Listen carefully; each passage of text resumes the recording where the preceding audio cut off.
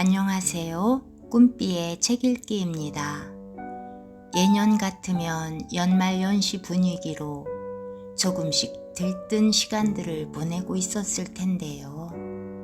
코비드로 인한 사회적 멀어짐과 여러 가지 위축되는 마음들로 이 기간을 마음껏 누리지 못하는 것 같습니다. 오늘은 약 20년 전에 발표된 김영하 작가의 산문 카메라를 읽어보려 합니다. 저의 생애 첫 카메라는 과거 고등학생 때 오빠 것을 물려받았던 올림푸스 카메라였는데요. 그 카메라 덕분에 지난 시절이 더 풍성한 추억으로 남아있는 것 같기도 합니다.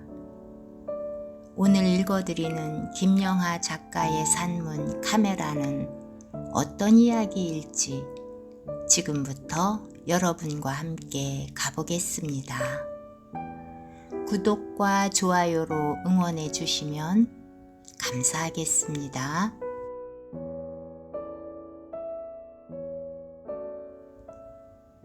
카메라. 며칠 전에 카메라를 하나 잃어버렸다. 로모라고 불리는 러시아제 카메라였다. KGB가 사용했었다는 믿거나 말거나의 전설이 전해지는 작고 귀엽기는 한데 조립 상태가 조금 엉성한 데다가 사용에 불편한 점이 많은 카메라였다. 초점도 잘 맞질 않았지만 그런대로 독특한 색감의 사진을 뽑아주곤 했는데 덜컥 잃어버리고 만 것이었다.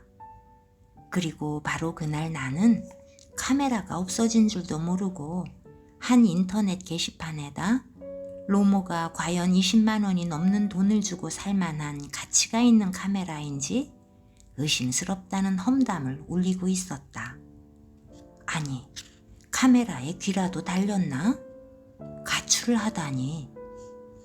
생각을 더듬어 보니 로모 카메라가 제 발로 나를 떠난 데에는 또 다른 이유가 있었다. 그 무렵 나는 로모에 대한 험담을 게시판에 올린 것도 부족해서 인터넷 홈쇼핑과 경매 사이트를 돌아다니며 새로운 카메라를 찾고 있었던 것이다. 나는 그야말로 거의 모든 게 자동인 명실상부한 자동 카메라를 살 생각이었다. 로모는 찍을 때마다 필름도 감아야 하고 거리도 맞춰줘야 하는 불편함이 있었기 때문이었다. 내가 인터넷 경매 사이트에 올라온 카메라들을 살펴보며 넋을 놓고 있는 동안 내 로모 카메라는 결심을 단단히 굳혔던 것이다. 그리고는 결국 이런 일이 처음은 아니다. 작년 말 나는 그동안 사용해오던 벽돌 휴대폰을 대체할 요량으로 벼룩시장 검색에 열을 올린 적이 있었다. 새 것은 비싸니까 주로 경매 사이트에 올라온 중고품을 노렸다. 그러나 낙찰되어 집으로 배달된 휴대폰은 생각보다 크고 무거웠다. 에이, 이게 뭐야? 아내와 친구들에게 푸념을 해댔다. 그로부터 며칠 후 덩치 큰 휴대폰은 제 발로 사라져 주었다. 아마 심야의 택시에서 나를 따라 내리지 않은 것 같다. 할 수 없이 나는 작고 깜찍한 중고 휴대폰을 다시 사야만 했다. 처음부터 마음에 들었던 이놈은 별 탈 없이 몇 달째 잘 지내고 있다. 그렇게 버림받은 물건들이 모여 사는 데가 있다잖아요. 며칠 전 만난 잡지사 기자가 진지하게 말했다. 그런 동화적 상상력을 가진 성인을 하도 오랜만에 만나는 터라 반가웠다. 그러고 보니 옛날에 그런 이야기를 읽은 것 같기도 하네요. 우리는 차를 마시며 물건들이 얼마나 예민하고 섬세한 존재인지에 대해 이야기했다. 생각해보면 물건들은 사람이나 애완동물 못지않게 애정을 필요로 한다. 충분한 애정을 받지 못한 전자제품들은 고장으로 항거한다. 예를 들어 우리 집 거실에 놓여있던 튜너는 새로운 튜너가 내 방에 들어온 지 얼마 안 돼 고장을 일으켰다. 나는 그때 튜너 들으라고 한 얘기는 아니었지만 사람들에게 분명하게 호호를 밝혔다. 요번에 황학동에서 3만 원 주고 산 중고 튜너 있잖아. 10년도 더 된 아날로그 방식의 튜너가 손가락질까지 해대며 저 디지털 튜너보다 훨씬 좋아. 따뜻하고 정감도 있고 하여간 정말 좋아. 소리의 질감이 다르다니까.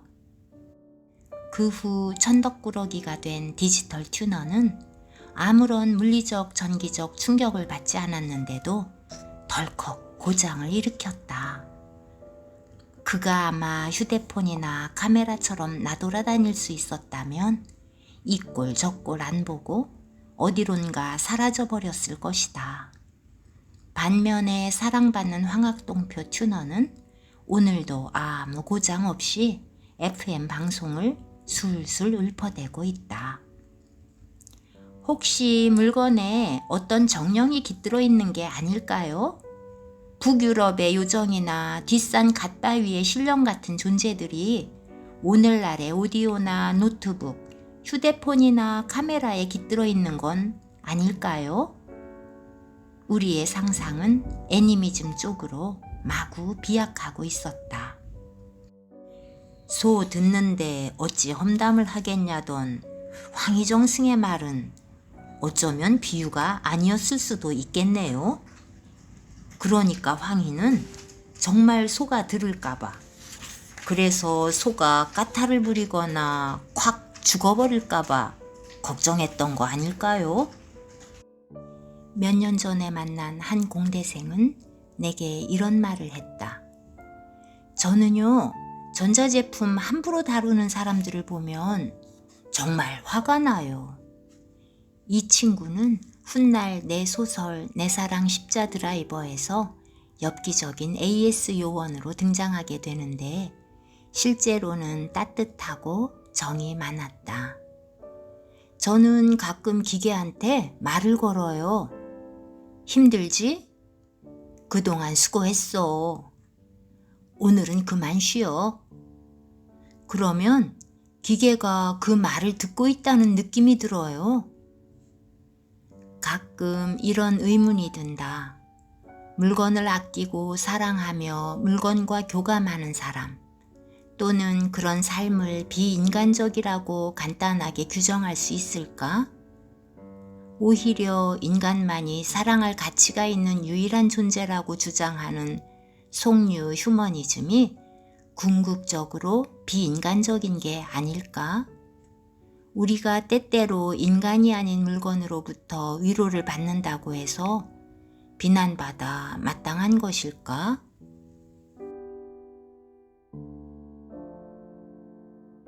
핸드폰, 컴퓨터 등 여러 가지 전자제품이 하루가 다르게 업그레이드되며 우리의 관심을 기다리는 세상을 살고 있는데요.